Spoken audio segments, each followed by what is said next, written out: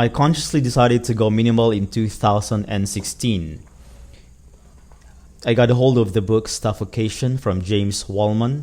I got it from a bookstore called Page One in Sanlitun in Beijing, and that was the start of my minimalism journey, of me being consciously becoming a minimalist. And also, I encountered the blogs of Joshua Fields Milburn, which was also mentioned in the book Suffocation, by the way. Joshua Fields Milburn and Ryan Nicodemus, The Minimalist, and also Joshua Becker's Becoming Minimalist. These two websites are the major blogs or websites that encouraged me or inspired me to become a minimalist. And I'll also watch their TED Talk on YouTube, The Minimalist. So these factors are the turning point. This was already in 2016, so I was living by myself, having my own apartment, so I'm not really sure what was the initial reaction. But as of the moment, they're totally fine with it. It's not a big deal.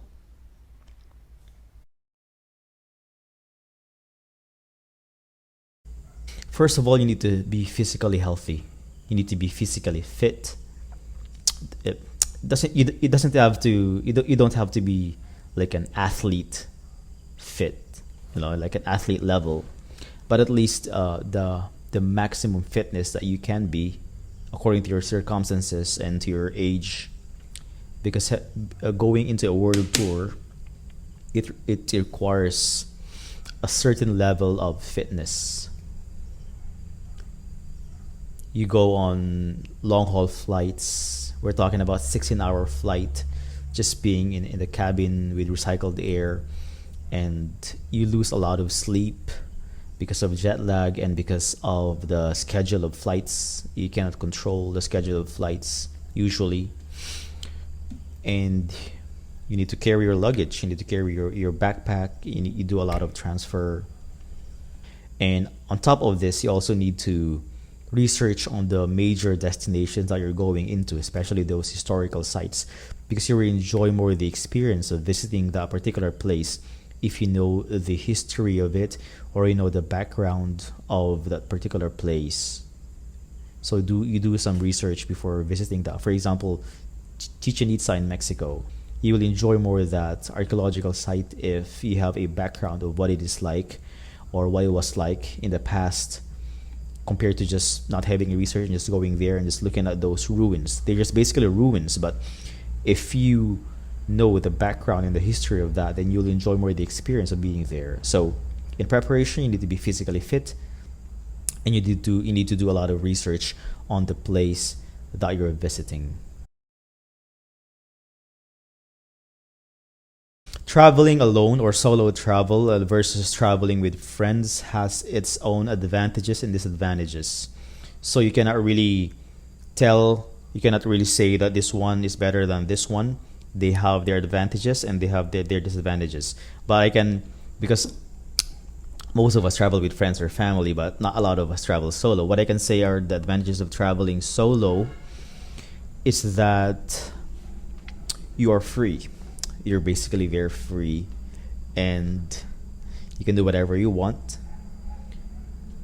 You can go wherever you want. You're in control. Me personally, I love to be free. I love to be in control of almost everything. So for me, traveling solo, in my opinion, is I won't say it's better, but for me, I love the advantages of traveling solo. So those are the advantages, and you tend to be more adventurous and more open to new possibilities, like making friends on the road. When you're traveling solo, you make more friends because you're forced to talk to people that are not with you during the journey. So that's one advantage of solo travel. Traveling with friends, of course, is also fun because you talk about stuff, you enjoy, you laugh together in the inside a vehicle. You talk about you share stories. So those are the advantages. But the disadvantage is sometimes you have your different personalities together on a trip. Sometimes you will clash. Like I've experienced, me and my friends went to Shanghai in 2016, and that was our first time traveling together with my friends in Beijing. And we were always arguing about stuff like where where to eat, or what time are we going to be there, what are we going to do, and especially if you have strong personalities. So there's some of the disadvantages of traveling with friends, but it's fun because you talk. So you can't really say one is better than the other. It depends on a particular situation, on what you really want to get out of the travel. So my suggestion is you have to experience both. You have to experience both because you can get the best of both worlds. But then, because most of us usually travel with friends or family, I strongly suggest that you need to travel solo at least once in your life. International travel solo, because it's a different experience and you get to know yourself more, and you get to be more independent. That will allow you to grow as a person. It also depends on the destination, or like what I've said, what do you want to get out of that particular travel. So for example, you plan to go to Disneyland. So for this particular travel, traveling with friends or family is better compared to going there solo. But for example, you want to go to a museum or a historical site and study more about that place, spend a lot of time analyzing the details. For example, you want to go to a historical temple like Borobudur in Indonesia, and you want to know more about the history and about the intricate details of the building. So I would say traveling solo is better for that particular travel, because you get to spend a lot of time just observing the stones or the ruins.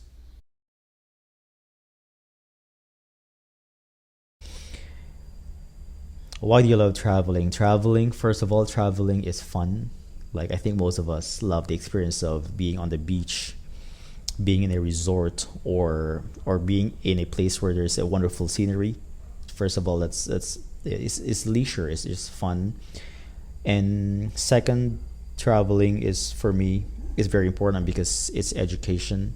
I realized that because of my travels, I became a better person compared to I was before traveling. I've learned a lot, and it opened my mind to different scenarios. It gave me a lot of perspective on things because of being exposed to cultures of other countries and meeting people from different backgrounds, different religion, different perspective, and being able to see different scenery is also good for your health, your physical health, your mental health. Change of location once in a while. So these are the top reasons why I love traveling. Is it safe to travel during the pandemic? I don't think it's safe to travel during the pandemic. But in my opinion, road trips are fine as long as you maintain the health protocols of the government advised by authorities, and you have your own private car with your family members with you, the ones living in the same house. I think that's totally fine. So it may be not the safest time to travel, but at the same time, in our fear of death, says the quotation that I've read from Loret Chu, in our fear of death, let's not forget to live. The longest trip that I had outside of my country was my around the world trip. Oh no, sorry. I think the longest trip was when we went to Europe in 2006. Europe and US. 2000, that was in 2006. We left the Philippines in May and then returned in September. So that was my longest trip outside of the country. My luggage, it was a pretty big luggage. It was a luggage that cannot fit the overhead bin, so you need to check it in. So it was quite a huge luggage, and because we're a choir, so we are we are we are we are wearing CDs with us to sell during our concerts. So we have CDs. So we divided our CDs to each members. So you need a big luggage for you to be able to put your CDs, to for you to be able to bring your own things and the CDs, the compact disc of the group, because during the time CDs were still a thing. So that was a trip around Europe and the US. That was in 2006.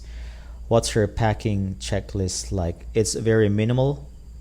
It's very minimal. I'm a firm believer of traveling lightly. And when I travel, I don't check in. When I fly, I don't check in. I usually just have a carry on luggage. And in fact, as I'm making this video, I'm gonna have a road trip and I have with me my weekender bag. So usually just bring this weekender if it's not, if I go to a place that's not far. And my luggage is a very small luggage that can fit the overhead bin, a carry-on luggage by Muji. That that's that was what I brought during my round the world trip.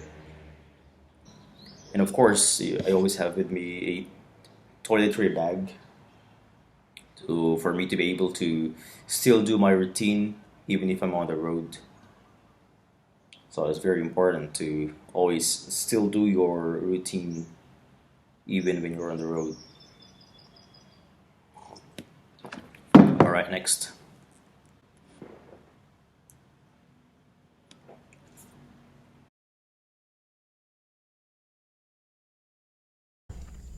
It's a lot of them actually. Starting when I traveled internationally in 2005, there were lots of places that I told myself, "Wow, I want to live in this place."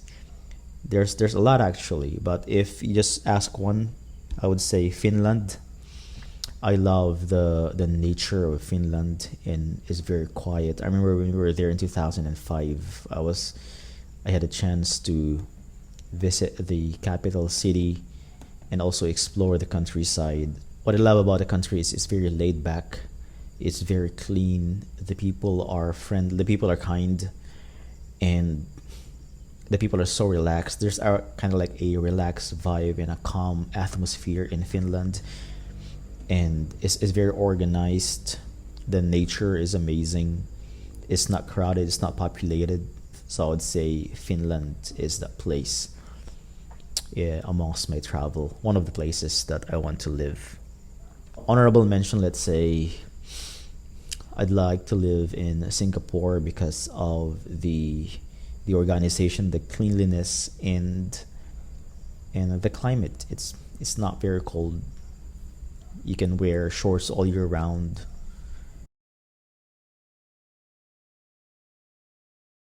In Based on my experiences during my travels, there are more people in the world that are kind, helpful, friendly compared to the ones that would harm you, regardless of the destination, regardless of the country.